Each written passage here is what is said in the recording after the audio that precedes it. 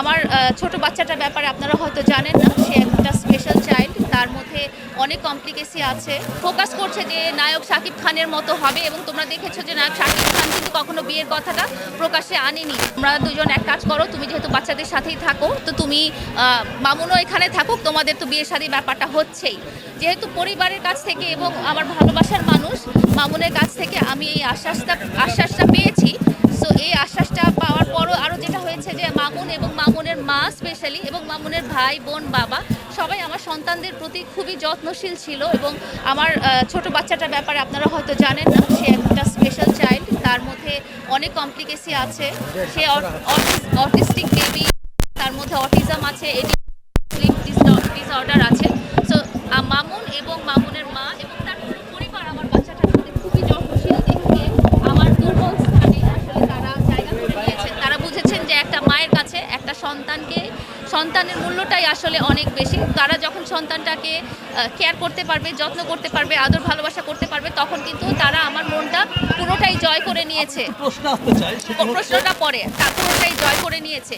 তারপরে যখন আমরা একসাথে থাকা শুরু করি, তো তখন আমি ওকে বলি যে আসলে এইভাবে আমরা একসাথে থাকতে পারি না। যদিও তোমার মা আমার বাসায় অবস্থান করছে, তারপরেও আমরা আসলে একসাথে থাকতে পারি না। তখন আমাকে উদাহরণ দেওয়া হয় যে মামুন যেহেতু একটা ভালো সোসাইটিতে চলে আসছে এবং তোমার যেহেতু ফিনান্সিয়াল এবং সোশ্যাল একটা ব্যাকআপ পাচ্ছে, তো এই ব্যাকআপটার জন্য সে আসলে সারা জীবন ওয়েট করেছিল এবং বিভিন্নভাবে সে উপরে ওঠার চেষ্টা করছিল।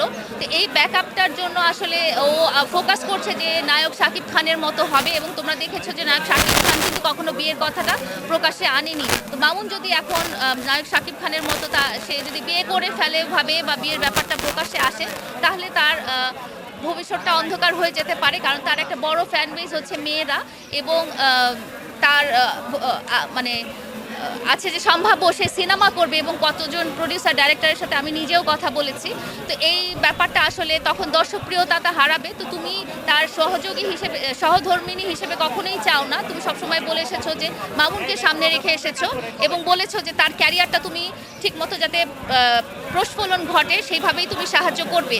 তো তুমি এখন বিয়ের ব্যাপারটা স্টপ রাখো। তো এভাবে যেভাবে হচ্ছে, তো একসাথে থাকার কারণে আসলে মামুন নানা রকমভাবে আমাকে সিডিউস করতে পেরেছিল। এবং সবচেয়ে বড় কথা আমি বলেছি যে আমার সন্তানদেরকে দ্বারা সে সিডিউস করতে পেরেছিল। তো আমি যদিও রাজি হচ্ছিলাম না, এই ব্যাপারটা আমার কাছে ভালো লাগছিল না, কিন্তু ও বারবার যেটা বলছিল যে সামাজিক মিডিয়াতেও সবসময় বলেছে যে আমরা বিয়ে করব, এবং শেষেও বলেছে আমাদের মারামারির ঘটনাতে সে বলেছে যে আমরা বিয়ে করব, আমি আগে অনেক বড় হয়ে নিই। এভাবে করে সে আমাকে বলছিল সে আগে স্ট্যাবলিশ হয়নি, তার ফ্যামিলি যেহেতু স্ট্যাবলিশ হওয়া দরকার আছে, তাদেরও যেহেতু বাসস্থান নেই, এগুলো আগে স্ট্যাবলিশমেন্ট হয়ে নিলেই তারপরে আমরা বিয়ের ব্যাপারটা আমরা সোশ্যাল মিডিয়াতে আনবো, এবং তখনই আমরা বড় করে একটা করবো। কিন্তু ধরে নাও তুমি আমার বউ, যেহেতু আমার মা বাবাও সবাই জানে এবং তোমার ফ্যামিলিরও সবাই জানে। তো তারপরে যেটা হয়েছে যে সে বারবার আমাকে নানাভাবে প্রেশারাইজ করতে থাকে। আপনারা দেখেছেন যে সে আমার কাছ থেকে নানা রকম প্রপার্টি জোর করে নিয়ে নেওয়ার ব্যবস্থা করে। মাঝে মাঝে সে রাগ করে চলে যায় যে একটা ল্যাপটপ না, একটা ম্যাকবুক না কিনে দিলে, বা একটা ড্রোন না কিনে দিলে, বা একটা এরকম মার্সিডিজ গাড়ি না কিনে, যেগুলো আমাদের লাইভেও আছে যথেষ্ট। আপনারা যদি 2022 সালের ভিডিওগুলো আমার এবং মামুনের লাইভগুলো দেখেন, সেখানে কথাবার্তা দেখবেন যে আমাদের সাথে সে মার্সিডিজ গাড়ির কথা বলে, বাড়ির কথা বলে। তো সমস্ত কিছু যখন তার হয়ে যায় এবং সে যখন তার গ্রামের বাড়িটি স্থাপনা করে, তখনই তার এবং তার পরিবারের আমি সুরটা একটু অন্যরকম দেখতে পাই, এবং তাকে আমি বারবার বলতে থাকি।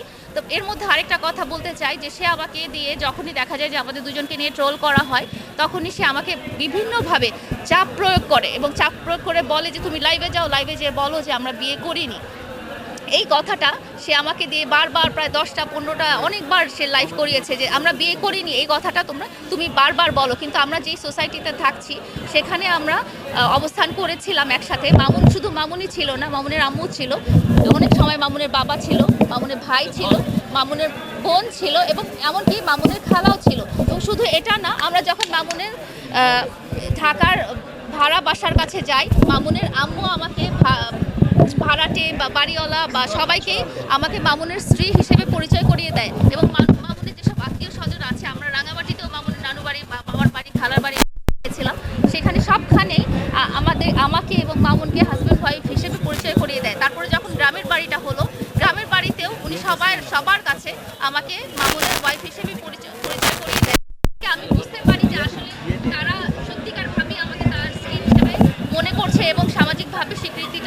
দিবে, কিন্তু যখন দেখা গেল তাদের বাড়িটা হয়ে গেল তখন তার গেল এবং সে বলতে থাকলো এবং তার আম্মুও বলতে থাকলো যে আমাদের তো গ্রামে বাড়ি হয়েছে কিন্তু ঢাকায় আমাদের কোনো বাড়ি নেই, জন্য বায়না ধরে এবং সে আমার বাড়িটা তার নামে লিখে দিতে বলে। আমার লাইফ পার্টনার আমার করেছে সোশ্যাল মিডিয়াটা আসলে আমার জায়গা না, তো সোশ্যাল মিডিয়াতে সে বারবার বলতে বলেছে তুমি তোমার বাবার বাড়িটার কথা বলো না, তুমি বাবার বাড়িটার কথা বলো না। তো আমি ওভাবেই বলেছি, আমি ওর গাইডেন্সেই বলেছি যে আমি আসলে বাবার বাড়িটার কথা সে বলেনি। অনেকটা টাইমে সে এমনও বলেছে যে তোমার বাবার বাড়িটা বিক্রি করে হলেও টাকা দিয়ে আমাকে গুলশান বা বাড়ি ধারায় একটা বাড়ি কিনে দাও। সে ওই সোশ্যাল স্ট্যাটাসটা রাখতে চেয়েছে, সে পুরান ঢাকায় বা পান্ডাতে বা এরকম জায়গায় বাড়ি করতে চায় নাই। তো আমার আসলে মামুনের জন্য এখন মামুনকে আমি মামুন এবং মামুনের পরিবারকে সাপোর্ট দিতে দিতে আমার প্রায় 30 লাখ টাকা লোন হয়ে গেছে এবং 30 লাখ টাকা লোন হওয়ার পরও আমার বাচ্চাদের জন্য যত সঞ্চয় ছিল সবই আমি মামুন এবং মামুনের পরিবারের পিছনে সঞ্চয় খরচ করেছি, কারণ তারা আমাকে ওইভাবেই প্রলোভনটা দেখিয়েছে যে তোমাদের বিয়ে শাদী হয়ে গেলে তোমাদের বাচ্চা কাচ্চা তো তোমাদের সাথেই থাকবে এবং এটা তো তোমাদেরই হবে, এখানে তো আমি নিব না কিছু।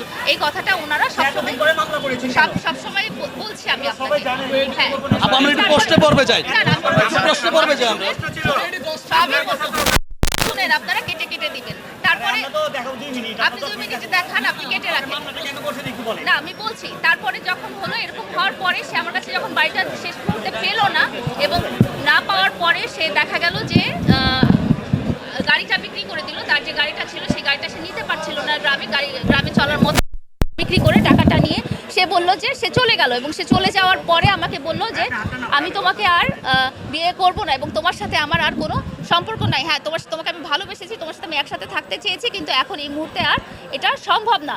তো ও যখন চলে গেল, চলে যাওয়ার পরও আমি আপনারা নিজে সোশ্যাল মিডিয়াতে অনেকবার দেখেছেন যে আমি তার বাড়ি গিয়েছি, বাড়ি যেয়ে আমি তার কাছে আমার দাবিটা আদায় করার চেষ্টা করেছি, তার মার কাছে বলেছি, তার বাবার কাছে বলেছি, তার ভাই বোনদের কাছে বলেছি, আত্মীয় স্বজন সবার কাছে বলেছি, কিন্তু কেউ আমার পাশে ছিল না।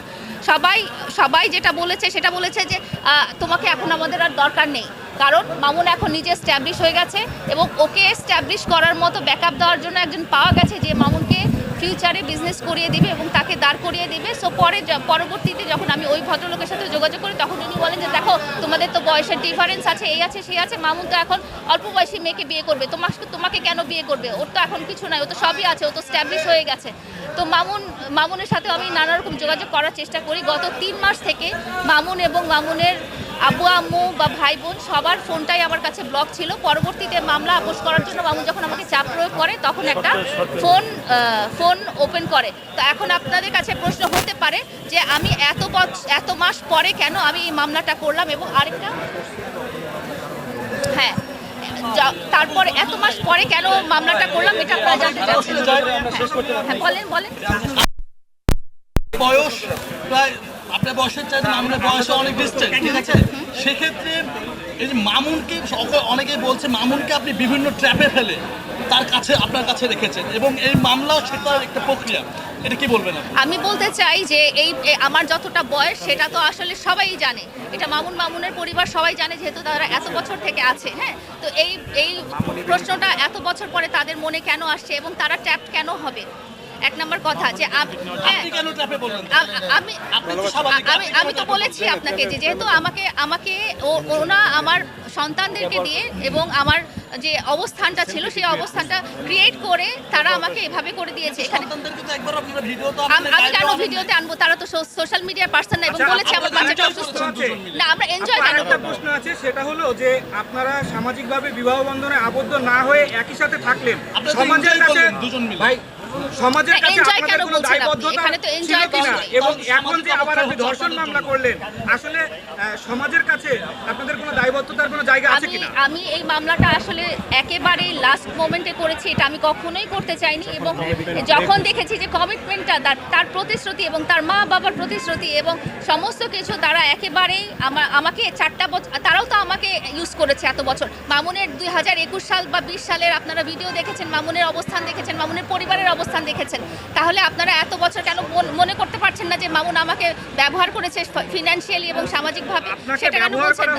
ঠিক আছে, কিন্তু আপনি এই 3 বছর পরে আমি তো ব্যবহার হয়েছি কারণ এখানে আমাকে ডিভোর্স দেওয়া হয়েছে, আর আমি তো ওকে ভালোবাসি, এই কথাটা তো আমি বলেছি। ভালোবাসার সম্পর্কে কি আসলে সংসার করা যায়? আমাদের দেশের প্রচলিত আইন কি এটা বলে? এখানে কিন্তু আমাকে একটা কমিটমেন্ট দেওয়া হয়েছে। আপনাদেরকে যেটা বলেছি যে আমাদেরকে কমিটমেন্ট দেওয়া হয়েছে, এই কমিটমেন্টের জন্যই থাকা। এই কমিটমেন্ট না থাকলে কিন্তু এই মামলাটাও আসতো না।